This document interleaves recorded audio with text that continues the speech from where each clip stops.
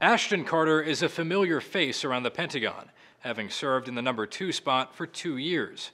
Now he's reportedly President Obama's leading candidate to succeed Chuck Hagel as Secretary of Defense. CNN, The Washington Post, and The New York Times all cite anonymous officials within the Obama administration saying Carter is next in line for the job, barring any last-minute complications. Carter has an unusual resume. He hasn't served in the military, but earned a bachelor's degree in physics and medieval history from Yale, and a doctorate in theoretical physics from Oxford. The Washington Post calls him one of the rare, high-ranking Pentagon officials who had a granular understanding of how its most sophisticated weaponry worked. But the challenge ahead of him is a lot more big picture. If he gets the job, Carter will be tasked with leading the fight against ISIS and overseeing the winding down of the war in Afghanistan, and he'll need to be able to act decisively.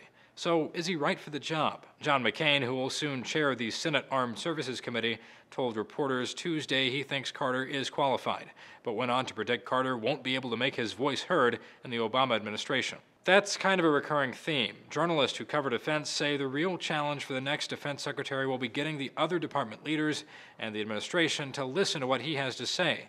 And that's something Carter has never had to do. His job hasn't been someone who's had to sort of really, shake heads, jostle the generals around. He's going to have to show the generals who's boss. He's going to have to be like Donald Rumsfeld was, tough, and they're not going to like him. Ashton Carter, very well respected, but he really is part of the old existing leadership at the Pentagon. Will he really be able to deal with that White House micromanagement? But he also might be the administration's only real option.